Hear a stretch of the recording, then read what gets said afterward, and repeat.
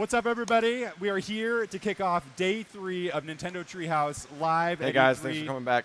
It's day 3. Day 3. We're It's ready last for this day. thing. I can't wait. So much amazing stuff today. This is a huge, huge day.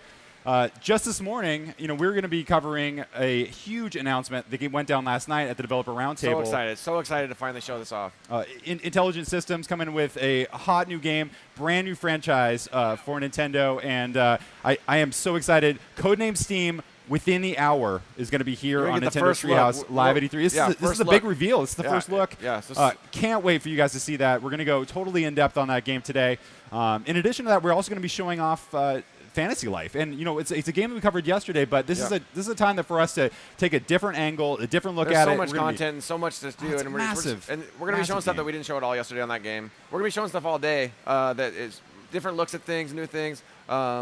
Yeah, it's really exciting. We've just been having fun with it, and we're going to continue having fun with it. We're showing you guys information about these games, and I can't wait to kick this thing off. So, yeah, what do you say? You want to get this thing started? Yeah, let's take a look at Fantasy Life and stick around for Codename Steam within the hour. Let's do it. All right, content starts in 90 seconds.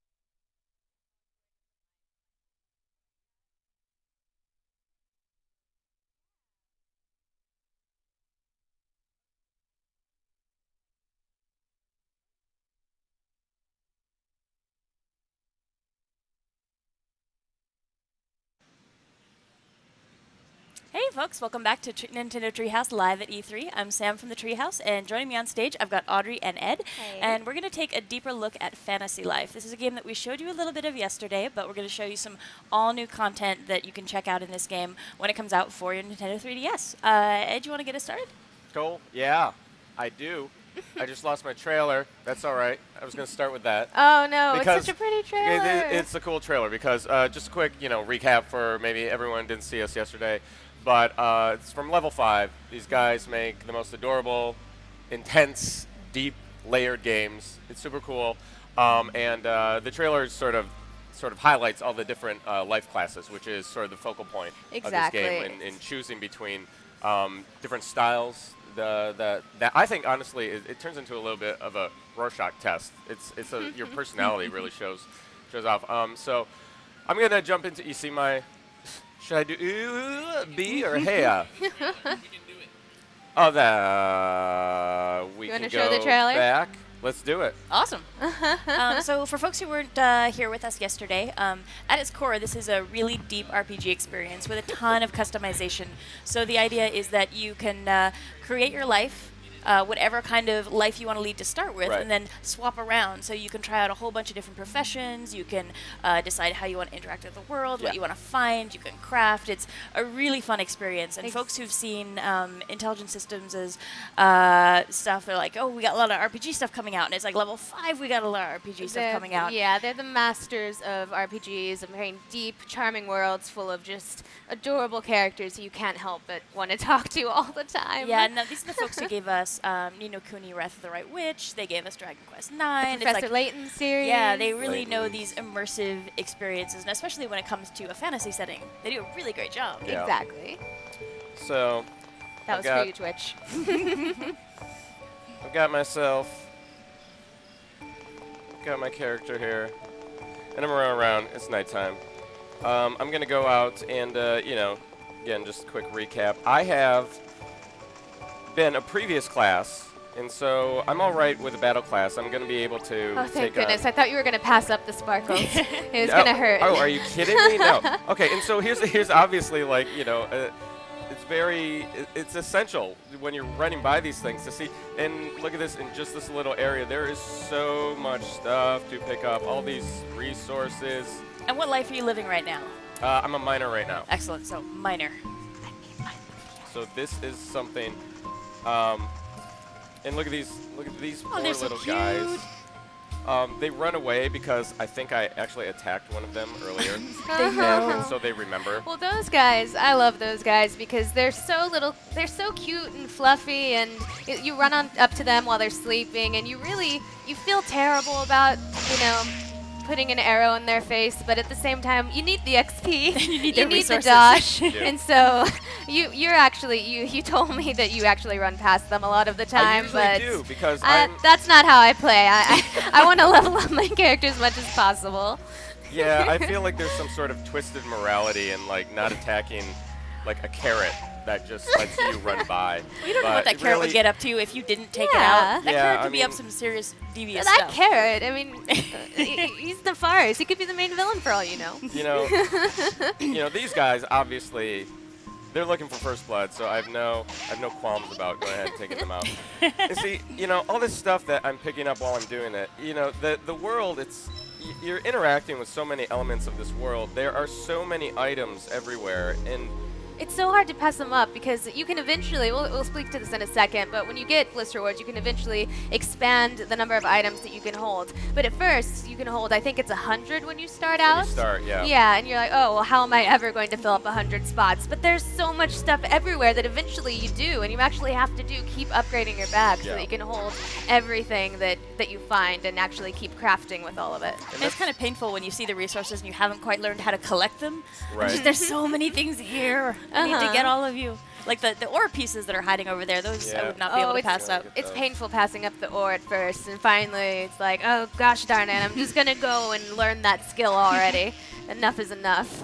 And it's really, I mean, this thing, it's got such a fantastic RPG skeleton underneath this amazingly cute facade. And so there you go. I've leveled up using the touch screen here. I'm going to go ahead and assign some points here.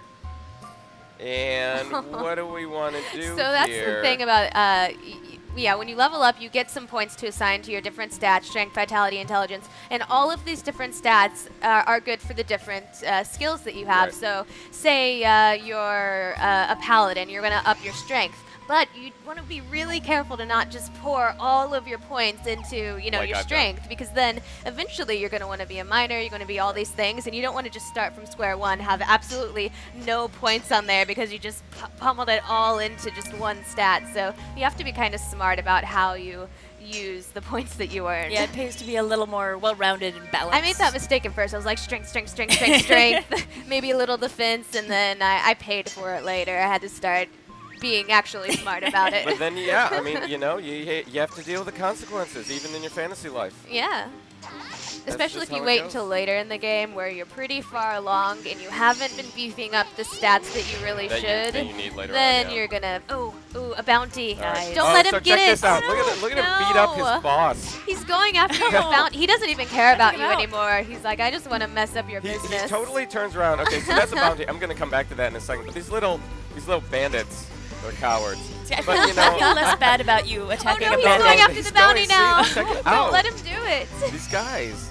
So, but the thing about the bounties is that when you fight really big enemies on screen, occasionally they'll leave behind these boxes, and they're called bounties, and you have to protect. No, don't. Oh, you I was destroyed trying. it. I was trying to I've put done my that a weapon million away. times. It happens. So All right. as Ed just showcased for us, they drop these bounties, I'll and find another either one. the enemies or even yourself can actually destroy the bounty. So after it's dropped, you have to pick it up and take it all the way back to the guild office or to wherever the closest place to cash in the bounty is. And if it gets destroyed, then you're out of luck. You're not going to get whatever special item, whatever dosh is in there. So you have to protect it with your life. Yeah, and along the way, all the enemies are like, ooh, I'm going to smash that. Yeah, and they have some really, unique and rare items in those bounties a lot of times. Oh no!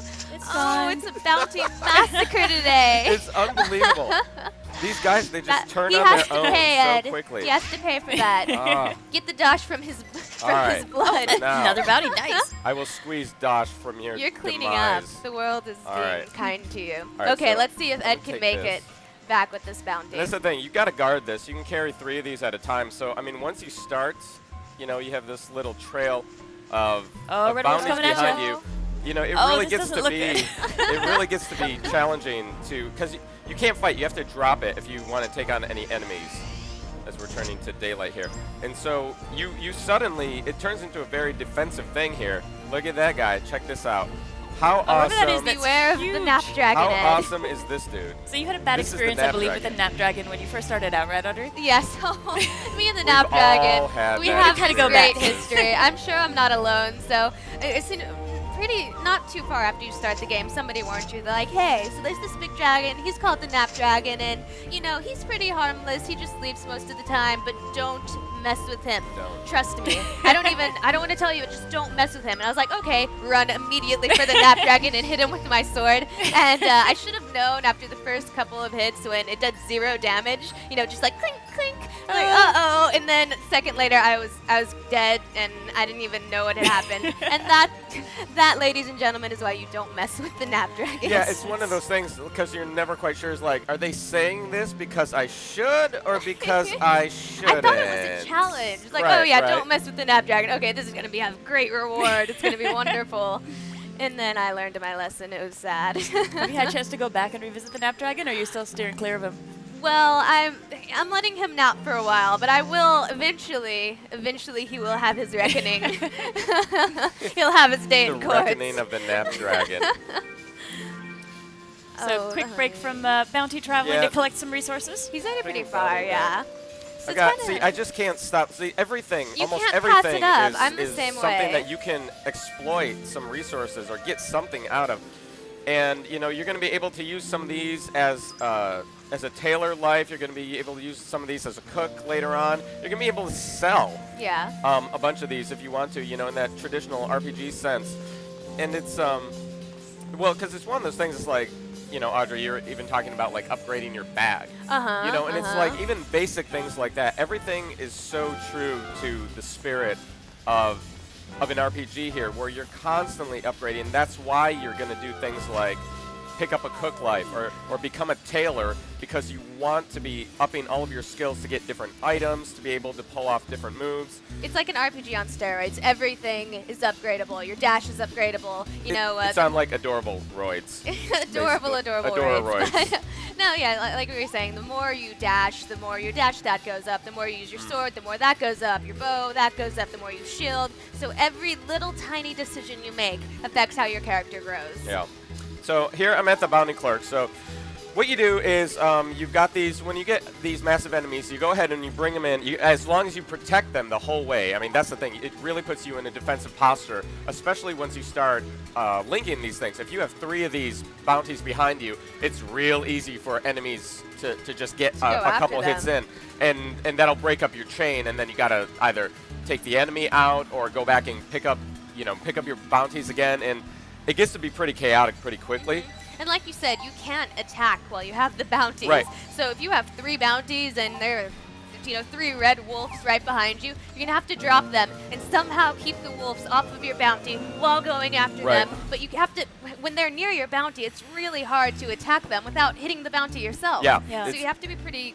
You can pretty definitely smart about get it. some, friendly fire. If you get collateral damage, you're gonna be really upset. That's the thing. If you take down one of these huge bosses, and you spend 10 minutes trying to do this, and it takes a lot of leveling up to do, a lot of skill, and you're like, great, I got this bounty. I'm gonna get some sweet items. I'm gonna get some dosh for this. I finally did it. I'm so excited. And then you pick this thing up, and suddenly, like, these enemies swarm on you and start wailing on your bounty, or you end up, like, trying to attack those guys. And when you do the final blow, as you saw me do on your bounty, it crushes your morale. Oh yeah, well I remember the sad tale of my very first bounty is I went after this guy who was really way too big for my level because I had just started fairly recently, and so I went after him, and it took me forever because I had to keep going, getting a few slices in and then retreating and healing because he was way out of my league. But I finally nailed him down, and he dropped this box, and I'd never seen those boxes in the game before, and so I went up to it and I was like, ooh, what's this? Maybe it has treasure inside, slash, and then not too long after that, someone told me, like, hey, if you found these boxes, those are bounties. Don't destroy them. It's like, oh no. A few days too late. I'll never know what that bounty was. It'll haunt me. It's true, yeah. And you lose that, and it's just like, no. So I've actually changed life classes here. I've become a naked woodcutter, so now I'm... And so while you're in here, it's a myself good in place to show off. As we said, there are customization options. You can inform Oh, how yeah. your character Tons looks of when you stuff. start the game, but there's actually all kinds of different outfits that you can buy for your characters too. Each class sort of has their special outfit, that ups their stats and stuff, but there's also just really fancy and cool and cute looking outfits that you can buy to dress your character up, so you don't have to feel like, oh, I'm a paladin and I look like all of the other paladins. You can just make your character look however you want, and you can do it by stats, or you can just do it to whatever floats your boat, whatever you think looks It's cool. pretty sweet that you can take a lot of pride in your equipment too, especially when it's like, this is the sword I forged. Uh-huh, I collected the ore. Yeah, that's huge. I got it ready to go. I made this Totally. sword. It's awesome. Yeah. And You depending really on get how you this- do, you can get like better quality weapons Yeah. out of that system.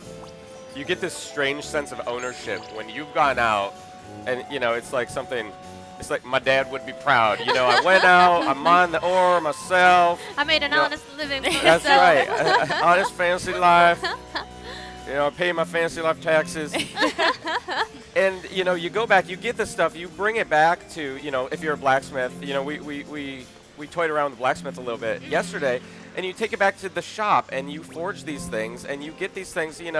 You could have bought some of these items, but some of the things are things that you're not going to be able to buy, and it's just so satisfying If to you be want to able get to. the really cool stuff, you're going to have to learn that skill. You Yeah. can't just leave it Yeah. up to the shops. The shopkeepers are going to hold back on the really good items They for often themselves. do. Yeah. Yeah, I know you were saying it's a more economical way to go sometimes too, when it's like I could Yeah. buy a potion or I could just go make a potion. No, I hate spending my money. I want to hold on to it, so I just want to make stuff myself and call it a day. Right. Rack up the Dodge.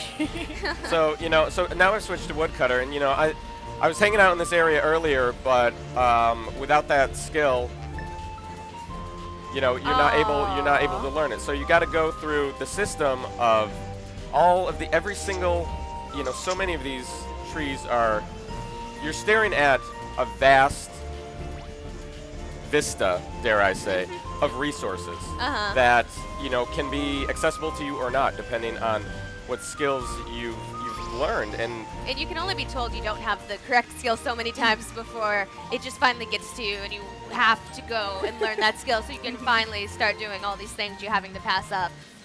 so we're gonna go to Hey Ho here.